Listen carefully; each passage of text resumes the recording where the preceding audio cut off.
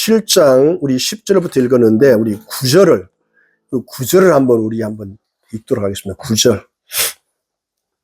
아모스 7장 9절 한번 읽도록 하겠습니다. 시작. 이스악의 산당들이 황폐되며 이스라엘의 성소들이 파괴될 것이라.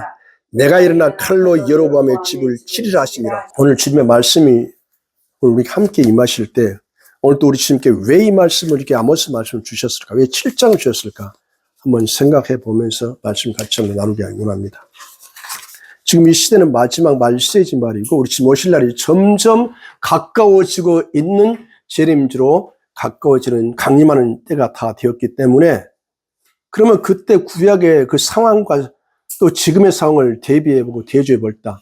어찌 그리 너무 흡사한지 그래서 아모스를 또 이렇게 선택하게 되었고 아모스 1장, 2장, 3장, 4장, 5장, 6장 쭉 보게 되면은 이스라엘을 중심하고 있는 그 나라들 예를 들어 에돔, 모압, 암몬, 아모리 그 다음 저 위에 아람, 즉 시리아 다메섹을 하나둘씩 그 다음에 페니키아, 두로와 시돈을 하나씩 주님께서 치고 계시고 저주하고 징벌하신 모습을 오늘 말씀을 아모스 통해서 보여주고 있습니다.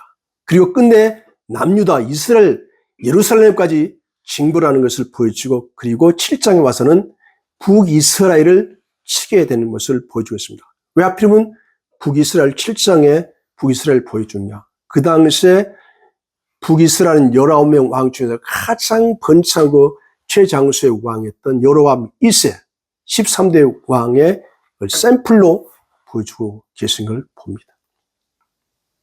바로 방금 우리가 읽었던 7장 9절에는 무슨 말씀이냐. 북이스라엘의 타락한 시대적 상황을 지금 기록하고 있습니다. 아브라함의 아들 이삭의 번제 사건으로 모리아 산에 솔로몬 왕이 통치할 때 7년간에 걸쳐서 성전을 세웠습니다. 그 성전을 솔로몬 성전 또는 예루살렘 성전이라고 이렇게 칭하고 있습니다. 그래서 모리아 산이 성지로 떠오르게 된 것입니다. 그때부터 이스라엘 백성들이 이삭을 존경하는 뜻으로 이삭이 제사 드리는 곳곳마다 산당을 세웠습니다. 이러한 행태는 하나님보다 사람을 더 숭배하는 경향을 가진 미신적이었던 것입니다. 그때 이스라엘 백성들의 그 제사 내용도 보니까 미신적 요소가 가미가 많이 되었어요. 사람을 숭배하는 것은 하나님의 영광을 빼앗는 것이기 때문에 하나님께서 그것을 기뻐하지 않으십니다. 그 당시에 북이스라엘에 우리가 9절을 본 것처럼 산당이 있었지요. 성수가 있었지요. 여로보암 왕의 집이 있었습니다. 산당에는 우상이 가득하고 득실거렸고 또 거룩한 성소에는 바알과 태양신이 이미 들어와 있었습니다. 여로보암 왕 집에는 송아지 우상이 있었습니다. 여호와 하나님 말씀의 다림줄로 볼 때에 산당과 성소와 여로보암 집은 혼합 종교가 되어버렸던 겁니다. 마치 WCC에서 말입니다. 여호와 하나님께서 혼합 종교 죄악을 회개하지 않으면 결코 용서하지 않겠다고 계속 선지자를 통해서 말씀을 선포했습니다. 북이스라엘 초대왕 여로보암 1세 그는 북이스라엘에게 남유다 예루살렘 성전에 가서 제사 드린 것을 막기 위해서 북쪽에 있던 단 지역에 금송아지 우상을 만들어 이스라엘 백성들의 우상을 숭배했고 또 저기 남쪽에는 예루살렘 바로 근처에 베델에다가 금송아지 성전을 만들어서 우상 숭배하게 했습니다. 불행스럽게도 북이스라엘은 초대왕부터 19대 마지막 왕 때까지 우상 숭배하다가 마지막 아수르 제국의 포로로 노예로 끌려가게 되었던 겁니다. 아모스는 BC 750년, 정말은 예수님 오시기 750년 전에 남유다 드고아에서 태어났습니다.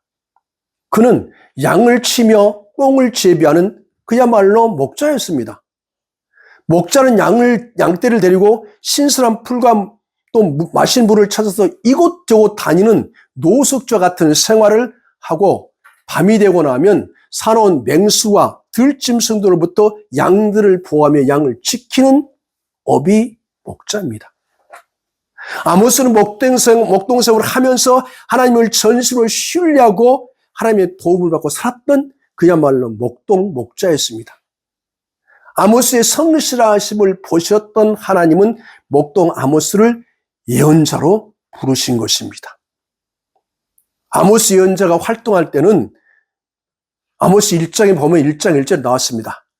남유다 10대방 우시야 왕, 그 다음에 북이스라엘 13대 왕 여로보암 2세가 통치한 시대가 되었다고 기록하고 있습니다. 북이스라엘 10대 왕 여로보암 2세는 북이스라엘 19명 왕 중에서 정치적으로 경제적으로 크게 번창하였습니다. 여로보암 2세는 41년간 북이스라엘을 통치했던 최장수 왕입니다.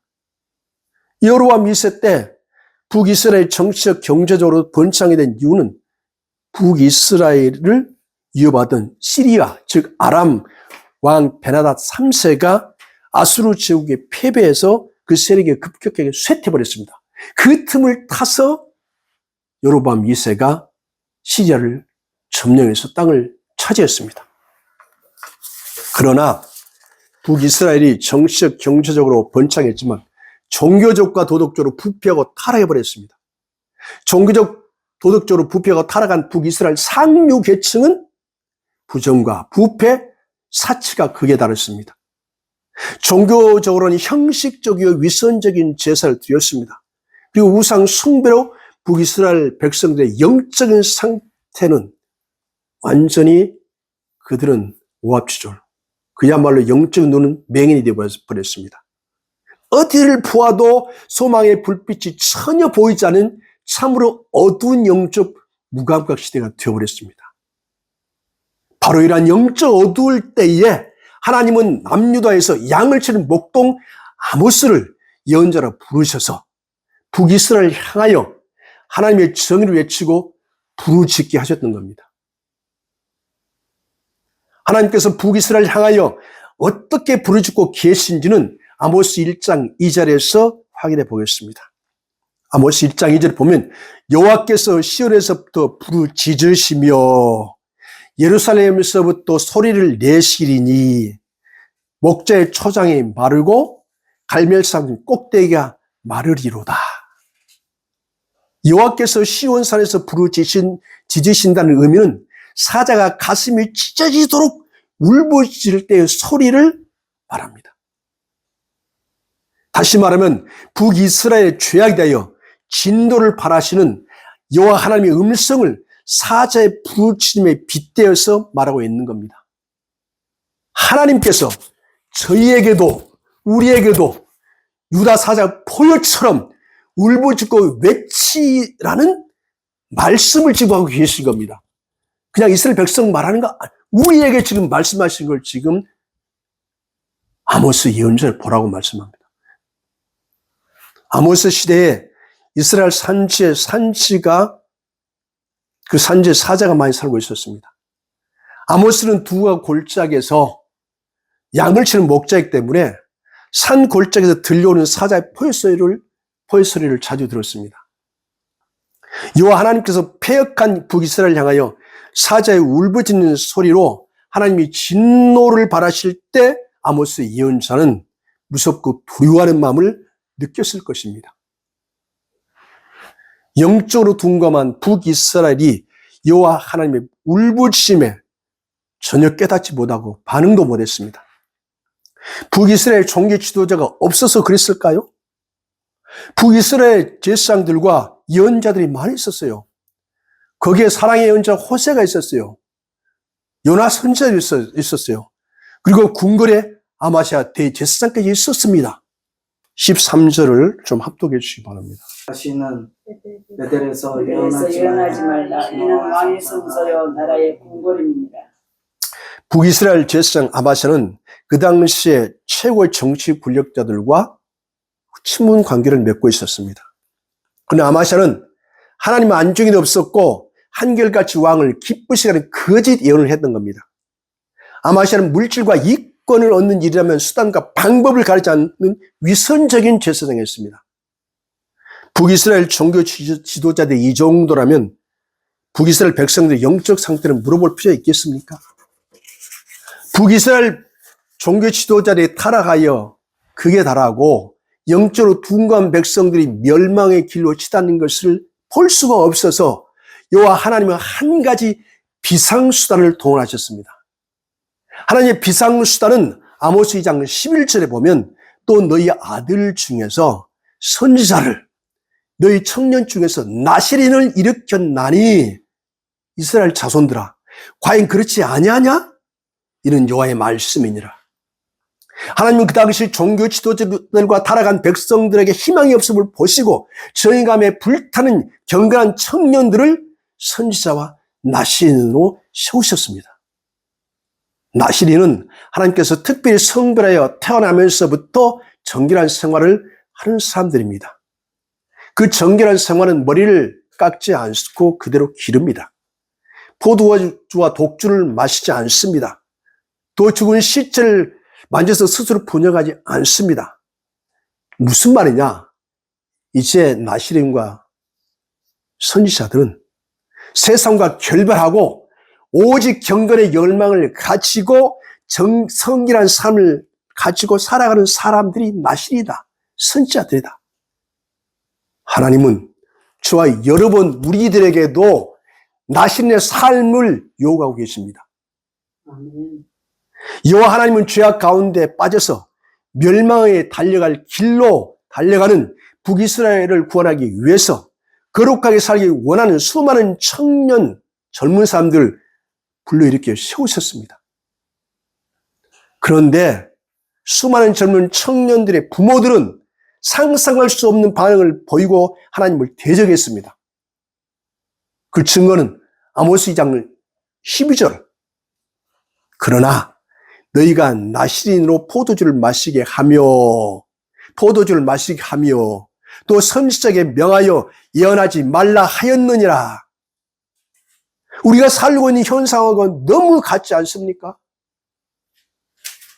목사, 선교사, 장로, 사모님들이 내 자식만큼은 목사 안 하고 싶어요. 성사 안 하고 싶어요.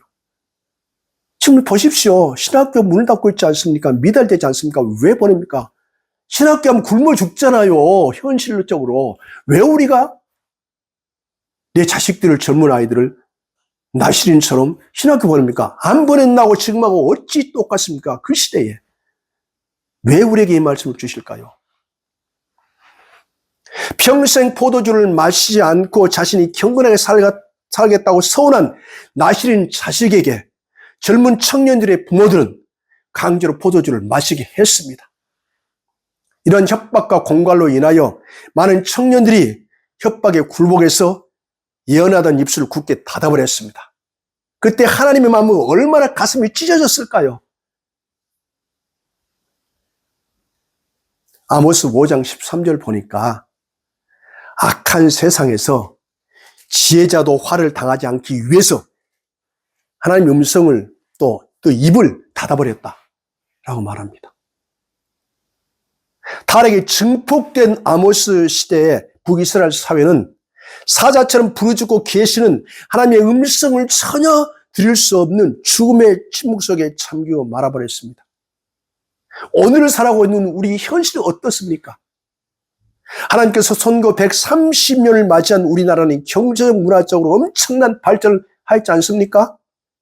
1970년, 1980년 되는 새벽마다 교회에서 수많은 성도들은 하나님께 울부짖고 기도하였습니다. 새벽 기도 열심히 했습니다.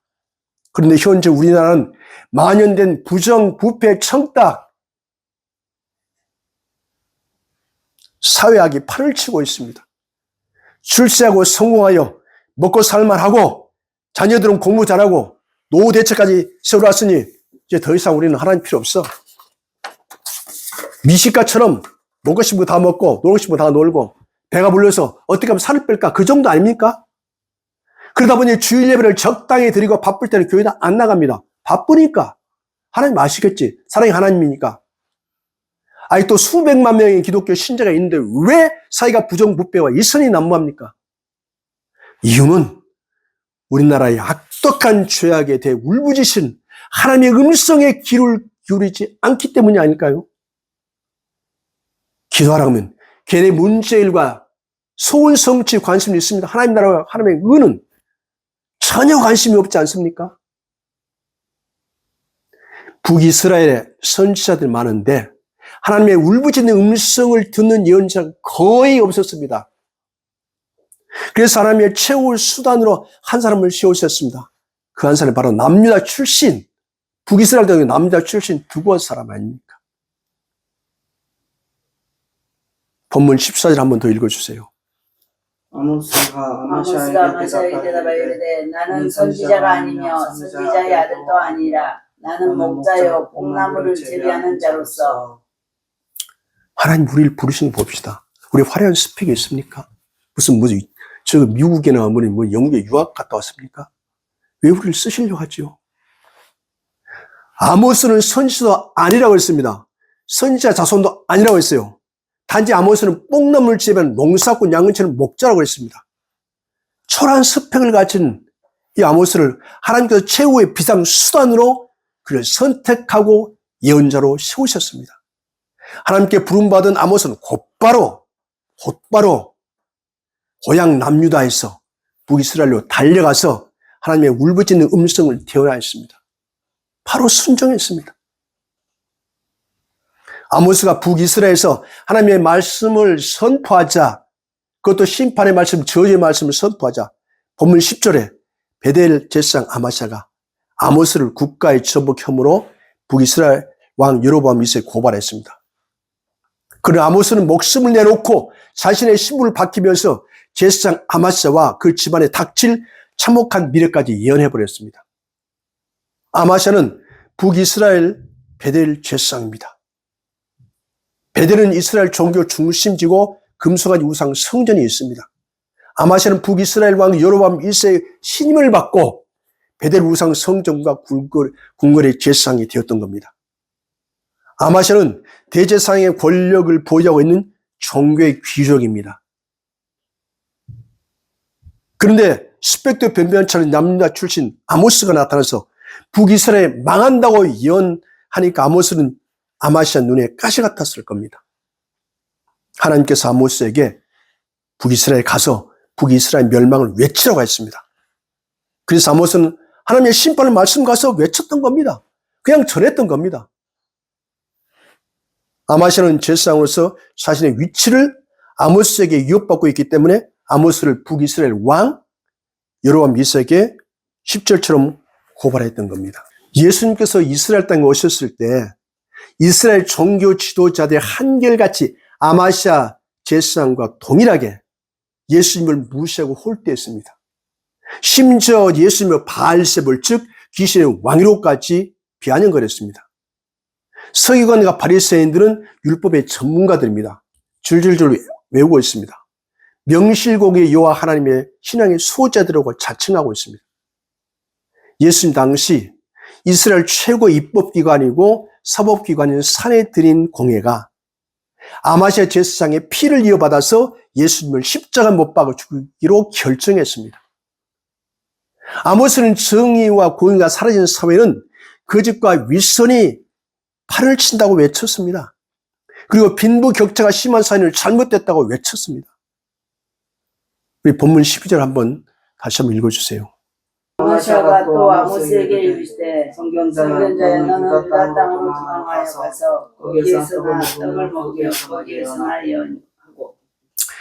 아모스가 선포한 하나님의 말씀을 듣는 아마샤가 아모스에게 더 이상 말을 들을 수 없으니 이 좋은 말 할 때 너 고향 남유다 돌아가라. 그렇지 않으면 내가 너를 죽이겠다 협박했습니다.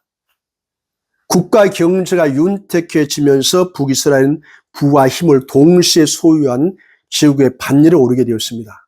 이 모든 것을 이루어낸 여로보암 1세는 위대한 영웅이 되었습니다. 그러나 여로보암 1세는 교만하여 하나님을 무시했고 율법을 지키지 않았고 바알 우상을 섬기는 교만한 왕이 되었습니다. 하나님은 가련하고 불쌍한 북이스라엘을 긍휼히 여기시고 여로보암 2세를 북이스라엘 13대 왕으로 세워주셔서 북이스라엘 구원하기를 원했습니다. 그래서 왕으로 세워주신 거예요. 그러나 여로보암 1세는 그 사실을 전혀 깨닫지 못하고 자기가 잘나서 이렇게 부하고 강한 나라가 되었다고 그는 생각했던 겁니다. 그 증거는 열왕기하 14장 24절에 보면 여로보암 2세가 하나님 보시기에 악을 행하고 북이스라엘 초대왕 여로보암의 죄를 그대로 본받아 우상 숭배를 한 악한 왕이었다고 기록하고 있습니다. 하나님께서 여로보암 2세에 대한 평가를 할 때 그는 악한 왕이었다라고 평가해 버렸습니다. 13절 한 번 더 좀 합독해 주세요. 다시는 베델에서 연하지 말라. 이는 왕의 성소요 나라의 궁궐임이니라. 베델의 금수와의 성소는 왕의 궁궐이 아니라 사탄의 거하는 더러운 곳입니다. 대지상 아마샤는 자신이 성직자라는 직의 자부심을 가지고 있었는 것 같습니다. 그 증거는 왕이 차는 베델 성소는 국가적인 성소이므로 아모스 같은 천한 목동이 출입하여 여는 것은 어울리지 않다고 무시했던 겁니다. 아마샤는 대제사장 직급을 가진 자기가 왕의 성소에서 왕과 대신들에게 하나님의 말씀을 선포한다고 말하면서 아모스를 쫓아버렸던 겁니다. 그러나 아모스는 아마샤에게 자신이 어떤 권위에 의존하지 않고 하나님께서 자기에게 주신 권위로 하나님의 말씀을 선포한다고 당당히 맞섰습니다. 웜의 기주거가 아닙니다. 본문 15절 한번 더 읽어주세요. 양떼를 따를 때에 여호와께서 나를 데려다가 여호와께서 내게 이르시기를 가서 내 백성 이스라엘에게 예언하라 하셨나니. 아모스는 자신의 사역이 하나님께 부르심에 순종하여 이루어지고 있음을 아마시에게 전했습니다. 아모스는 신학교 공부 또 누군가 성경 공부도 안 배웠어요. 아모스는 성읍에 전념하여 뽕나무를 키우고 양을 치고 있는데 갑작스럽게 하나님의 부르심을 받았습니다. 그리고 아모스는 하나님의 권능을 힘입고 하나님의 울부짖음 음성을 북이스라엘에 대언했습니다. 그래서 아모스는 어떤 사람도 두려워하지 않는 선지자가 되었습니다. 그 이유는 하나님이 자신과 함께 임만을 한다는 사실을 아모스가 알았기 때문입니다. 그래서 아모스는 하나님 말씀의 신실한 사역자 소명을 감당할 수가 있었던 겁니다. 17절 보니까 아모스가 아마샤 제사장에게 선포한 말인데 그 내용은 가혹한 저주였습니다. 아마샤 아내는 창녀가 될 것이다. 너희 자녀들은 죽임을 당할 것이다. 아마샤 당신은 더러운 땅에서 비참하게 죽을 것이다. 예언했습니다. 그리고 북이스라엘 땅이 아수르 제국의 정복당해서 이스라엘 성소도 사라지게 될 것이라고 예언했습니다. 그것이 17절 말씀입니다. 아모스는 북이스라엘이 하나님께 돌아오도록 그리스도의 심장으로 외쳤습니다. 그리고 하나님께 중보기도를 드렸습니다. 이처럼 탕류 시대에 깨어있는 선지자의 말로 그 시대를 구원할 수 있는 역할을 맡긴다는 것입니다. 현재 우리가 살고 있는 이 사회는 세상 끝자락에 와 있습니다. 주님의 재림이 임박해 있습니다. 요한계시록 20장 16절에 예수님께서 나 예수는 교회들을 위하여 내 사자를 보내어 이것들을 너에게 증거하게 하였노라. 난 다윗의 뿌리요 자손이니 곧 광명한 새벽별이라 주님 지금 말씀하고 계십니다. 주님의 재림이 임박했기 때문에 지금 우리가 영적으로 깨어있지 않으면 주님의 공중 재림과 지상 재림 때 휴거되지 못하고 첫째 부활에 참여한다는 보장이 없습니다. 죄악의 어둠 속에서 방황하는 영혼들을 위해서 기도하고 세계와 열방과 백성과 민족과 방언과 종족들에서 중보하고 하나님 나라와 의를 위해서 기도하는 사람을 지금도 찾고 계십니다. 이런 비상 상황에 쓰임받고 싶지 않습니까? 우리 함께 기도하겠습니다.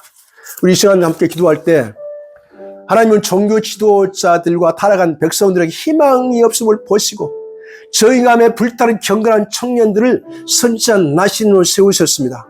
바로 이런 어두운 때에 하나님은 남유다에서 양을 치는 목동 아모스를 예언자로 부르셔서 북이스라엘 향하여 하나님의 정을 외치고 부르짖게 하셨습니다. 우리도 말세지말 특히 재림대로 강림하실 환란의 시대가 주님은 우리를 나신으로 부르셨습니다. 그러면 날마다 회개하며 하나님의 신실한 말씀을 전하는 자되게 도와주십시오. 선지자 나실인의 사명을 감당하게 도와주십시오. 주여 한번 외치고 기도하겠습니다. 주여